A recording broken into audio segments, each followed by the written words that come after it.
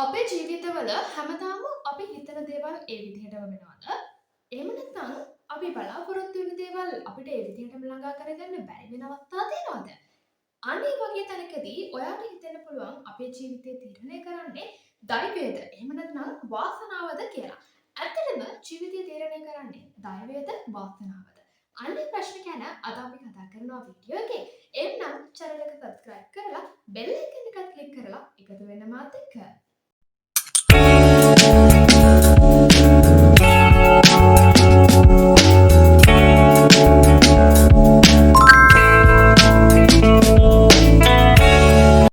අපේ ජීවිතවල හැමදාම අපි හිතන දේවල් වෙන්නේ නැත්තේ.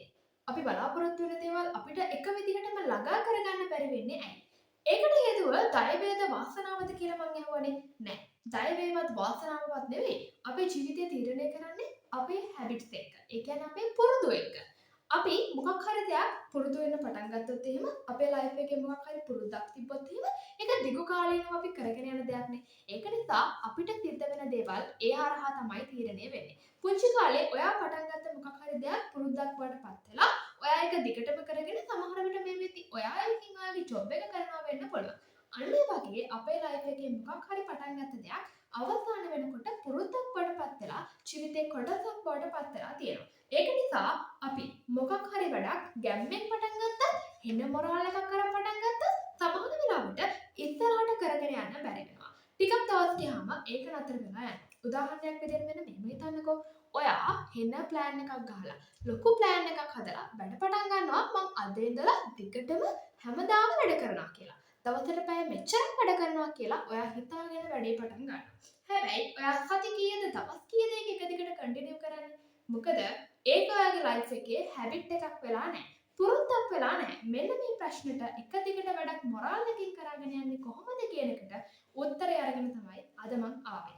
මොකද්ද මේ උත්තරේ? මම ඔයාලට කියලා දුන්නා ට්‍රික්ස් තුනක්. ඉතින් පටන් ගත්ත වැඩක් ඒ මොරාල් එකෙන්ම ඒ ගැම්මෙන්ම ඉස්සරහට කරගෙන යන්න යූස් කරන පළවෙනි ට්‍රික් එක තමයි 2 minute rule.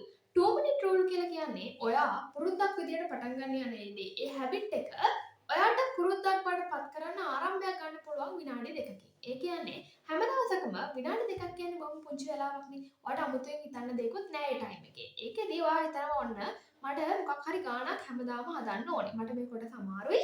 ඒක නිසා මම මේ ගාණ හැමදාම හදන්න ඕනේ කියලා ඔයා හිතනවා. ඔයා මේ ගාණ හදන්න වෙන් කරන්න විනාඩි 2යි. හරිද? පළවෙනි දවස් දෙකේ. විනාඩි 2 ඇතුළත ඔයාලට සමහරවිට හදා ගන්න බැරි වෙන්නත් පුළුවන්. පුළුවන් වෙන්නත් පුළුවන්. කොහොම හරි ඔයා විනාඩි 2ක් මේ වැඩේ කරනවා. හරිද? හැම දවසකම විනාඩි 2ක් ඔයා මේ වැඩේ කරනවා. ටික දවසක් යද්දී ඔයාලට හිතෙන්න පුළුවන් අයියෝ විනාඩි 2 නම් මදි මට මේ වැඩේ කරන්න. මට අනිවාර්යෙන් තව ටිකක් වෙලාව ඕනේ. මට පැය භාගයක් විතර ඕනේ මේකට. විනාඩි 10ක් විතර ඕනේ මේකට. මෙන්න මෙහෙම ඔයාලට හිතෙන්න පටන් ගන්නවා.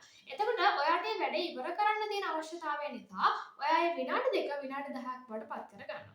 එතකොට අනිවාර්යෙන් මේ විනාඩි 2 10ක් බවට පත් කරගත්තා නම් එතන ඉඳන් හැමදාම විනාඩි 10ක් මේ වැඩේ කරන්න ඕනේ. හරිද? මේ විදිහට ඔයා සතියක් දෙකක් කරගෙන යනකොට අර විනාඩි 2ක් දවසේ මේ වැඩේට වෙන් කරනවා කියන එක ඔයාගේ ජීවිතේ පුරුද්දක් බවට පත් වෙනවා. එතකොට ඒ වැඩේට විනාඩි 2ක් මදි වෙන නිසා ඔයා ඒක විනාඩි 10ක් බවට පත් වෙනකන් ඒකත් ඔයාගේ ලයිෆ් එකේ පුරුද්දක් බවට පත් වෙනවා.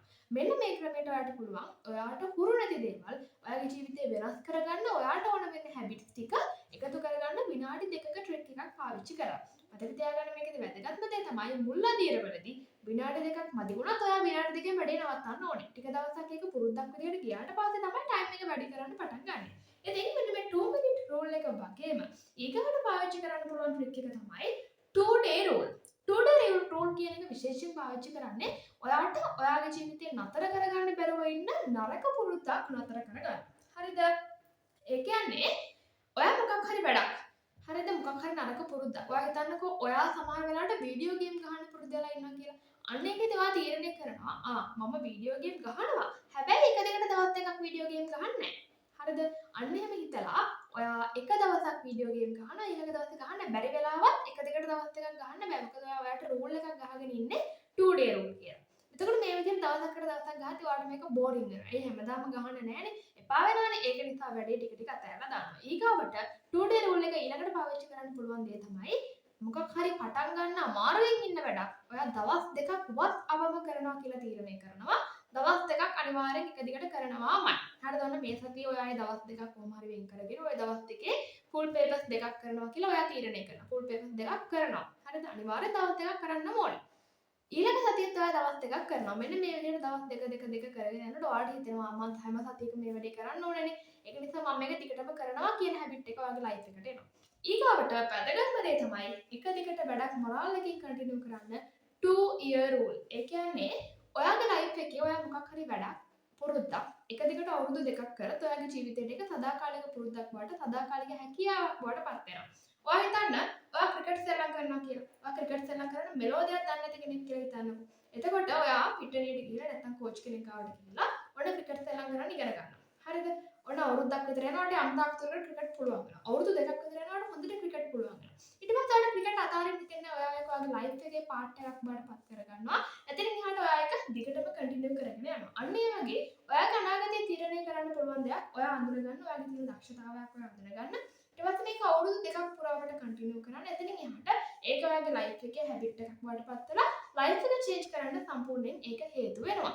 ඉතින් මෙන්න මේ ක්‍රමය පාවිච්චි කරලා 2 minute rule ඊළඟට 2 day rule and 2 year rule කියන මේ සිස්ටම් එක පාවිච්චි කරලා ඔයාලට පුළුවන් පටන් ගත්ත වැඩ ඒ මොරාල් එකකින් ඒ ගැම්මෙන්ම දිගටම කරලා ඉවර කරන්න. ඉතින් මේ ගැන ඔයාගේ අදහස් මොනවද කියලා කමෙන්ට් බොක්ස් එකෙන් කමෙන්ට් දාගෙන යන්න. එතකොට මම ඒ දෙන ප්‍රශ්න වලට උත්තර තව වීඩියෝ එකකින් අරගෙන එන්නම්. ඉතින් එහෙනම් ඔයගොල්ලෝ හැම කෙනෙක්ටම සුබ දවසක්.